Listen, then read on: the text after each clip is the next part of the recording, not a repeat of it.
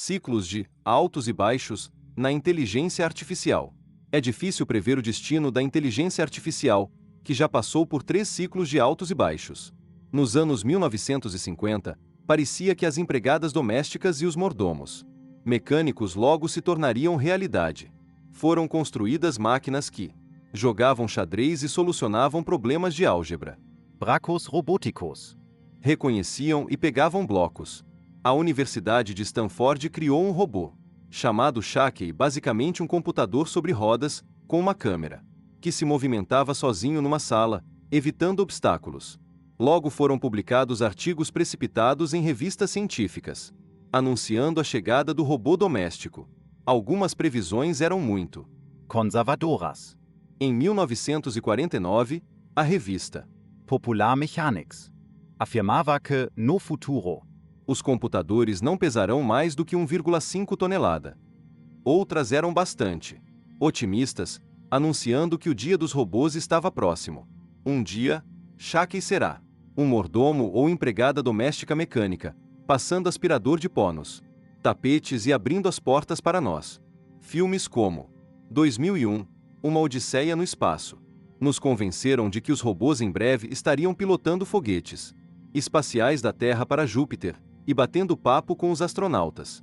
Em 1965, o Dr. Herbert Simon, um dos fundadores da inteligência artificial, disse tranquilamente: dentro de 20 anos, as máquinas serão capazes de fazer qualquer trabalho que o homem faz.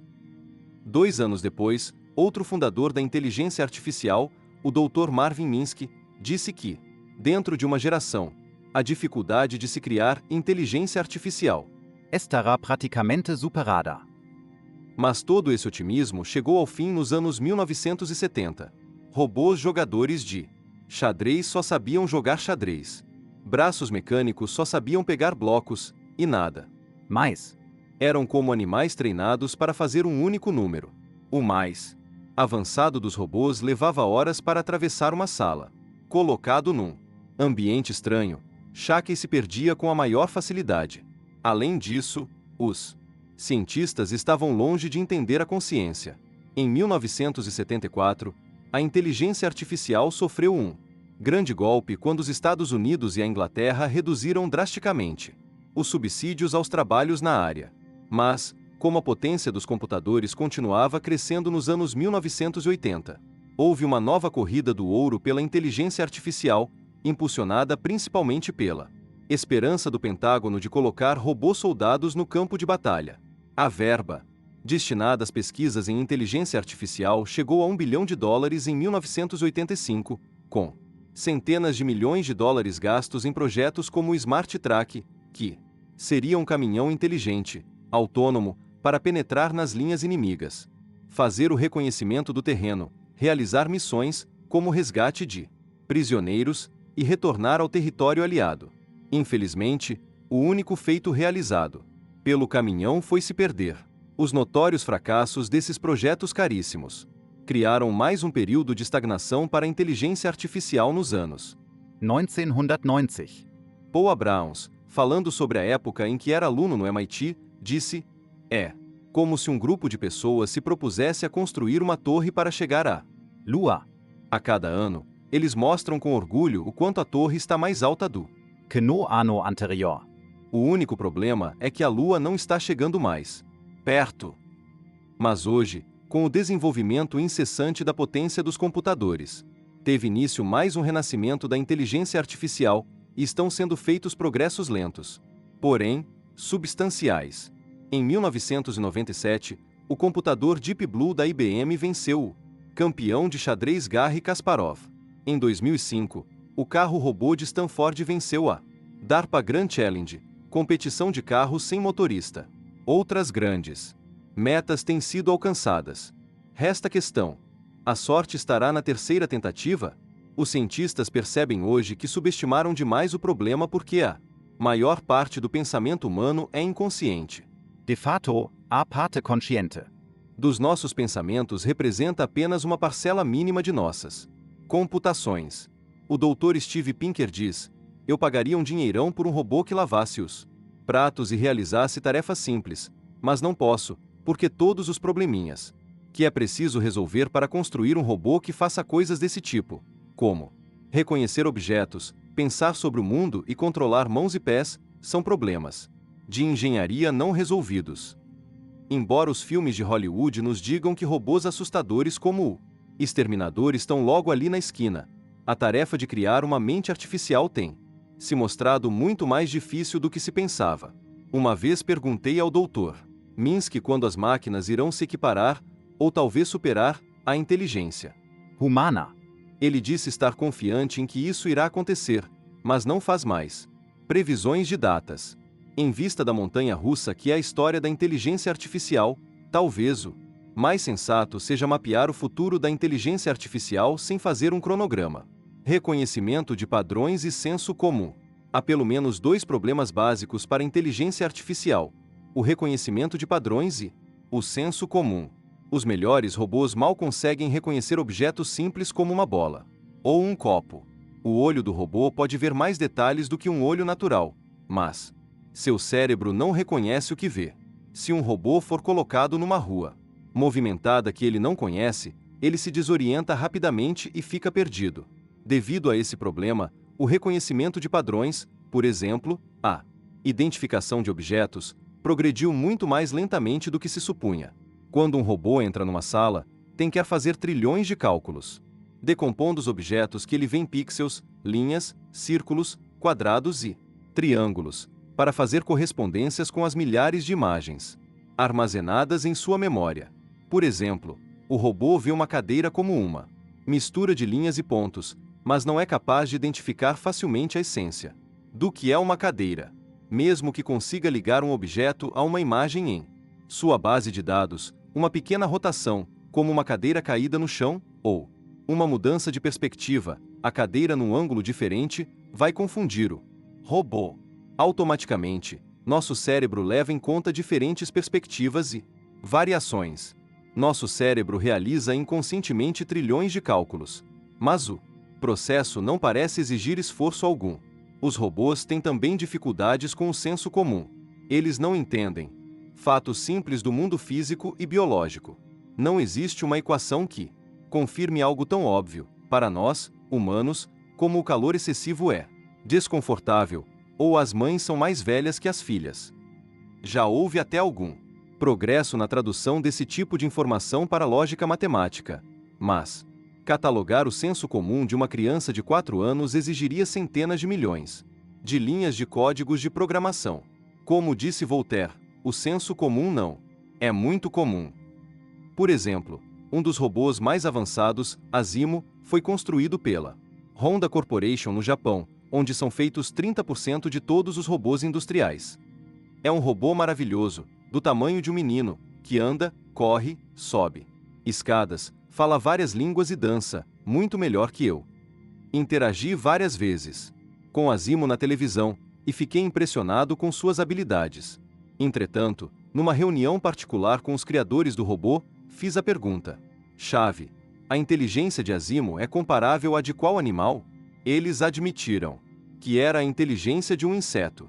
Todo show de dança e fala era mais destinado à mídia. O problema é que Azimo é, de um modo geral, um grande gravador. Possui apenas uma lista modesta de funções autônomas, de modo que cada movimento ou fala tem que ser detalhadamente programado com antecedência. Por exemplo, um vídeo curto da minha interação com Azimo levou cerca de 3 horas para ser gravado, porque os gestos das mãos e outros movimentos tinham que ser programados por uma equipe de operadores. Considerando nossa definição de consciência humana, os robôs atuais parecem estagnados num nível muito primitivo, tentando entender o mundo físico e social por meio da aprendizagem de fatos básicos. Sendo assim, os robôs nem chegaram ao estágio de fazer simulações realistas do futuro. Dizer a um robô que planeje um assalto a banco, por exemplo, implica supor que ele sabe tudo o que é fundamental num banco, como o sistema de segurança, o lugar em que o dinheiro fica guardado, e como a polícia e as pessoas presentes reagirão ao assalto. Alguns desses dados podem ser programados, mas há centenas de nuances que a mente humana entende naturalmente, mas os robôs, não. Os robôs são excelentes na simulação do futuro apenas em determinadas tentativas de superar esses limites à força também fracassaram. Um programa ambicioso chamado CYC foi desenvolvido para resolver o problema do senso comum. O CYC continha milhões de linhas de códigos de programação, com todas as informações e conhecimentos necessários para compreender o ambiente físico e social, mesmo sendo capaz de processar centenas de milhares de fatos e milhões de comandos. O CYC não reproduz o nível de pensamento de um humano de 4 anos de idade. Infelizmente, após algumas notícias otimistas na imprensa, o projeto ficou estagnado. Muitos programadores desistiram. Manchetes de jornal apareceram e sumiram, mas ainda assim o projeto não morreu. O cérebro é um computador? Onde foi que erramos? Nos últimos 50 anos, os cientistas que trabalham com inteligência artificial vêm tentando definir padrões do cérebro seguindo uma analogia com computadores. Mas talvez isso seja muito simplista. Como disse Joseph Campbell, os computadores são como os deuses do Velho Testamento. Muitas leis e nenhuma misericórdia. Retirando um único transistor de um chip Pentium, o computador para imediatamente. Mas o cérebro humano pode continuar funcionando mesmo sem a metade dele. Isso acontece porque o cérebro não é um computador, e sim um tipo de rede Neural altamente sofisticada. diferentemente de um computador, que tem uma arquitetura fixa, entrada, saída e processador. As redes neurais são conjuntos de neurônios que se reconectam e se reforçam a cada nova tarefa aprendida. O cérebro não tem programação, nem sistema operacional, nem Windows, nem processador central. As redes neurais são basicamente paralelas, com 100 bilhões de neurônios disparando ao mesmo tempo a fim de atingir um único Objetivo: aprender. Com isso em mente, os pesquisadores de inteligência artificial estão reexaminando a abordagem de cima para baixo que vinham seguindo nos últimos 50 anos, por exemplo, colocando todas as regras de senso comum num CD. Agora eles estão adotando a abordagem de baixo para cima. Essa abordagem tenta seguir a mãe natureza, que criou seres inteligentes, nós, através da evolução, começando com animais simples, como vermes e peixes, e depois criando outros mais complexos. As redes neurais aprendem pelo modo mais difícil, tropeçando e Cometendo erros. o Dr. Rodney Brooks, ex-diretor do famoso MIT Artificial Intelligence Laboratório e cofundador do iRobot, que fabrica aqueles aspiradores de pó automáticos presentes em muitas casas, introduziu uma abordagem inteiramente nova da inteligência artificial. Em vez de projetar robôs grandes e desajeitados, por que não fazer robôs pequenos e compactos como insetos, que precisam aprender a andar, tal como acontece na natureza? Quando o entrevistei, o Dr. Rodney me disse que ficava maravilhado ao ver que um mosquito, de cérebro quase microscópico com pouquíssimos neurônios, faz manobras no espaço muito melhor que qualquer avião robô. Ele construiu uma série de robôs extremamente simples, carinhosamente chamados de insetoides ou bugbots, que corriam pelo MIT, em volta dos robôs mais tradicionais. Seu objetivo era criar robôs que seguissem o método de tentativa e erro da mãe natureza. Em outras palavras, os robozinhos aprendiam à medida que esbarravam nas coisas. A princípio, pode parecer que isso exige muita programação. A ironia, porém, é que a rede neural não exige programação nenhuma. A única coisa que a rede neural faz é se reprogramar, dando menos peso a certos percursos cada vez que toma uma decisão certa. Portanto, programar não é nada, mudar a rede é tudo. Autores de ficção científica já imaginaram robôs em Marte como humanoides, andando e se movimentando exatamente como nós, dotados de inteligência humana por meio de uma programação complexa. Aconteceu o oposto. Hoje, os netos dessa abordagem, como o Jeep Robô Curiosity, estão circulando pela superfície de Marte. Não são programados para andar como humanos, mas, tendo a inteligência de um inseto, se saem muito bem naquele terreno. Esses veículos feitos para Marte têm uma programação relativamente pequena e aprendem à medida que esbarram em obstáculos. Os robôs são conscientes, talvez a maneira mais clara de constatar que robôs inteiramente automatos ainda não existem seja classificar seu grau de consciência. Como vimos no capítulo 2. Podemos classificar a consciência em 4 níveis. O nível 0 refere-se a termostatos e plantas, isto é, envolve alguns ciclos de feedback e poucos parâmetros simples, como temperatura e luz solar. O nível I descreve insetos e répteis, que têm mobilidade e sistema nervoso central. Isso significa criar um modelo de seu mundo em relação a um novo parâmetro, o espaço. O nível segundo de consciência cria um modelo de mundo em relação aos outros da mesma espécie, exigindo emoções. O nível terceiro de consciência descreve os humanos, que incorporam o tempo e a consciência de si para simular a evolução das coisas no futuro e determinar nosso próprio lugar nesses modelos. Podemos usar essa teoria para classificar os robôs de hoje. A primeira geração de robôs estava no nível 0, pois eram estáticos, sem rodas nem esteiras. OS. Robôs de hoje estão no nível I, pois são móveis, mas se situam numa escala muito baixa, porque têm uma dificuldade tremenda de se movimentar no mundo Real. Sua consciência pode ser comparada à de um verme ou de um inseto lento.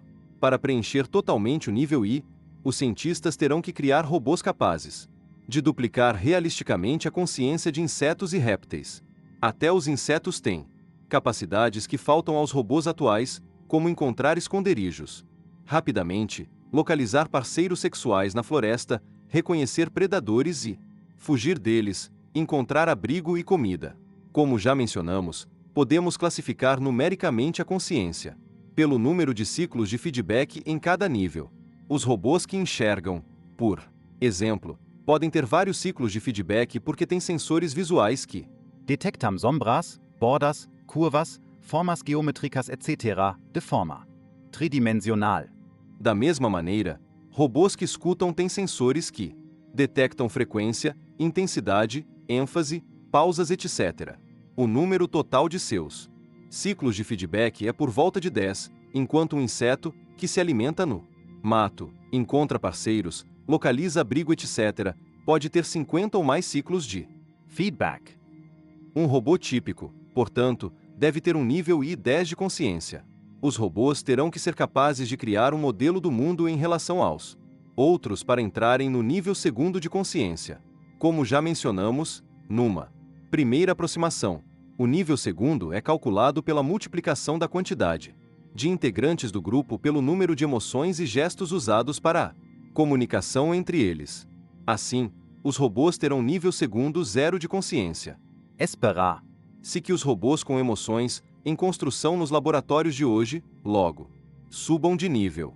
Os robôs atuais veem os humanos como um conjunto de pixels se movendo em seus sensores de TV, mas alguns pesquisadores de inteligência artificial estão começando a criar robôs capazes de reconhecer emoções nas expressões faciais e no tom de Voz dos humanos.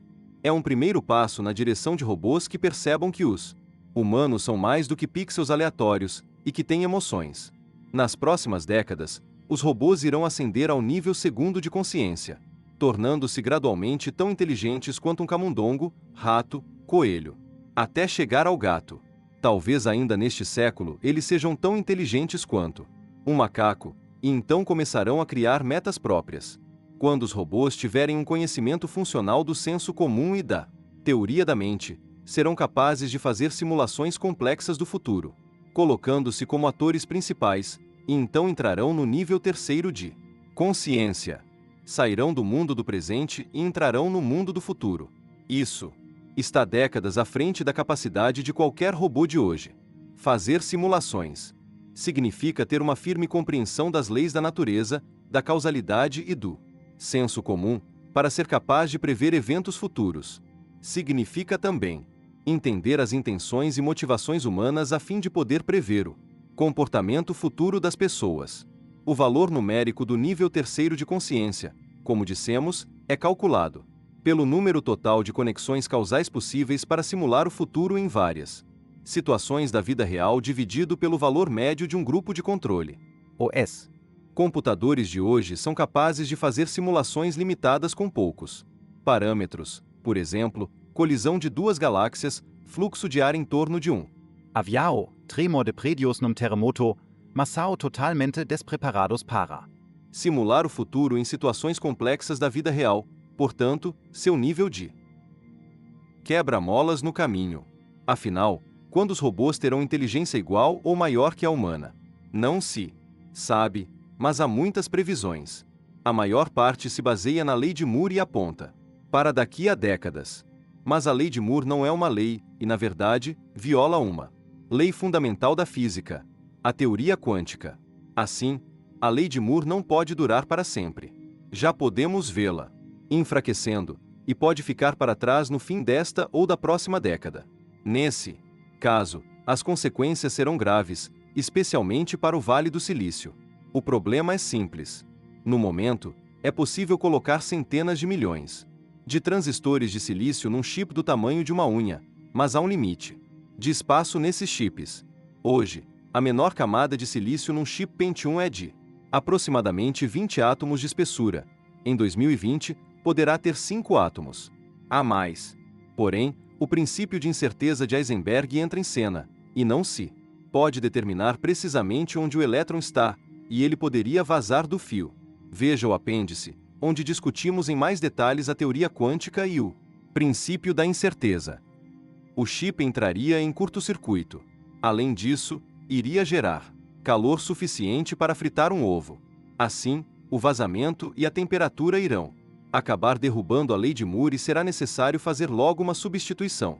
Como a acumulação de transistores em chips planos está chegando ao máximo da potência computacional, a Intel está fazendo uma aposta multibilionária de que os chips chegarão à terceira dimensão. O tempo dirá se o jogo vai valer a pena. Um problema sério com chips de 3D é que a temperatura aumenta rapidamente com a altura do chip. A Microsoft busca outras opções, como expandir em 2D com processamento paralelo. Uma possibilidade é colocar os chips horizontalmente, em fila. Depois, disseca-se o problema de software em partes, cada parte é atribuída a um pequeno chip, e no final as partes são reagrupadas. Entretanto, pode ser um processo difícil, e os softwares se desenvolvem a um ritmo muito mais lento do que a taxa exponencial prevista pela lei de Moore. Essas medidas paliativas podem acrescentar anos à lei de Moore. Mas em algum momento tudo isso também passará. A teoria quântica assume o comando. Inevitavelmente. Isso significa que os físicos estão pesquisando uma ampla variedade de alternativas para quando a idade do silício estiver chegando ao fim, tais como computadores quânticos, computadores moleculares, Nanocomputadores, computadores de DNA, computadores óticos, etc. Nenhuma dessas tecnologias, porém, está pronta para o lançamento. O Vale Estranho. Suponhamos que um dia iremos conviver com robôs incrivelmente sofisticados, talvez usando chips com transistores moleculares em vez de silício. O quanto queremos que esses robôs se pareçam conosco? O Japão é o líder mundial na criação de robôs parecidos com bichinhos e crianças, mas seus projetistas têm o cuidado de não fazê-los parecidos demais com humanos, o que pode causar incômodo. Esse fenômeno foi estudado no Japão pelo Dr. Masahiro Mori, nos anos 1970, e é chamado de Vale Estranho. Ele diz que robôs parecidos demais com os humanos ficam assustadores. Na verdade, esse efeito foi mencionado pela primeira vez por Darwin, em 1839, em A Viagem do Beagle, e mais tarde, por Freud, em 1919, num ensaio intitulado O Estranho Ponto. Desde então, tem sido estudado minuciosamente, não só por pesquisadores de inteligência artificial, mas também por profissionais de animação, publicitários e por todos aqueles que promovem produtos envolvendo figuras de aparência humana. Por exemplo, numa resenha do filme O Expresso Polar, um escritor da CNN observou que aqueles personagens humanos no filme parecem, bem, assustadores. Assim, o Expresso Polar é, na melhor das hipóteses, desconcertante e, na pior, um tanto horripilante. Segundo o Dr. Mori, quanto mais um robô é parecido com um humano, mais empatia sentimos com relação a ele, mas só até certo ponto. Há uma pequena queda de empatia quando um robô fica com aparência muito humana, daí o Vale Estranho. Um robô muito parecido conosco, mas ainda com alguns traços estranhos, cria um sentimento de repulsa e medo. Se um robô parece 100% humano, indistinguível de você e de mim, voltamos a registrar emoções Positivas. Isso tem implicações práticas. Por exemplo, os robôs devem sorrir? Em princípio, parece óbvio que devem sorrir ao cumprimentar as pessoas, fazendo-as se sentirem confortáveis. O sorriso é uma expressão facial universal, que sinaliza acolhimento e boas-vindas. Mas se o sorriso do robô é realista demais, Provoca arrepios. por exemplo, são comuns as máscaras de Halloween de seres fantasmagóricos sorridentes, com expressão diabólica.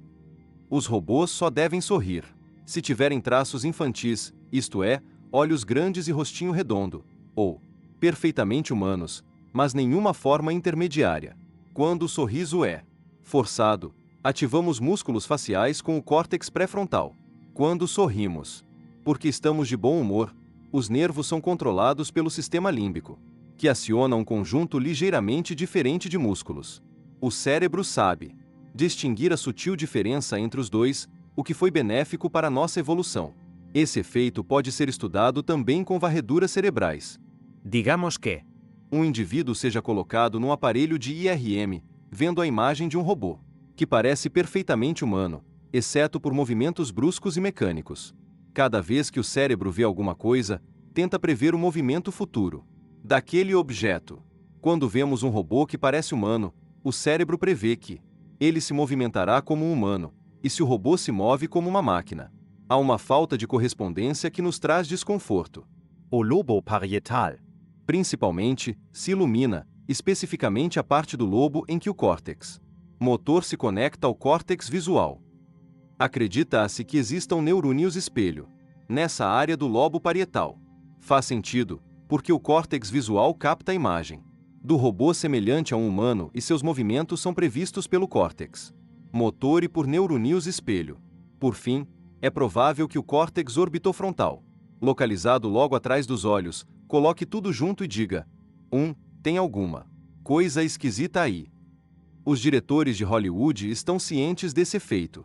Quando gastam milhões para fazer um filme de terror, eles sabem que a cena mais apavorante não é a da bolha gigante atacando ou um enorme vulto de Frankenstein saindo de trás da Moita. A cena mais apavorante é quando há uma perversão do comum. Vejamos o filme O Exorcista. Que sina fets espectadores sairem correndo do cinema para Vomitar ou desmaiarem ali mesmo, na plateia. Foi a cena em que o demônio aparece. Não. Espectadores do mundo inteiro gritaram de terror ou choraram de soluçar quando a cabeça de Linda Blair fez um giro completo. Essa reação pode ser demonstrada com macacos jovens. Se mostrarmos aos animais imagens de Drácula ou Frankenstein, eles riem e rasgam a figura. Mas o que faz os macaquinhos fugirem aterrorizados é a imagem de um macaco Decapitado. Mais uma vez, é a perversão do comum que desperta o maior medo. No capítulo 2, mencionamos que a teoria de espaço-tempo da consciência explica a natureza do humor, pois o cérebro simula o futuro de uma piada e se surpreende ao ouvir o final inesperado. Isso explica também a natureza do terror. O cérebro simula o futuro de um evento comum, trivial, e tem um choque, quando de repente as coisas são horrivelmente pervertidas. Por esse motivo, os robôs continuarão a ter uma aparência meio infantil, mesmo que se aproximem da inteligência humana.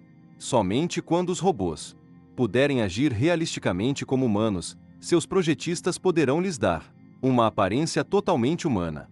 Consciência de silício. Como vimos, a consciência humana é uma colcha de retalhos imperfeita, confeccionada com as diversas capacidades desenvolvidas ao longo de milhões de anos de evolução. Se receberem informações sobre seu mundo físico e social, os robôs podem ser capazes de criar simulações semelhantes ou, em alguns aspectos, até superiores às nossas, mas uma consciência de silício pode diferir da nossa em duas áreas-chave: emoções e metas. Historicamente, os pesquisadores da inteligência artificial ignoraram o problema da emoção, considerando-a uma questão secundária. A meta era criar um robô lógico e racional, e não distraído e impulsivo. Consequentemente, a ficção científica dos Anos 1950 e 1960 pôs em destaque robôs e humanoides como Spock em Jornada nas Estrelas. Com cérebros perfeitos, totalmente lógicos.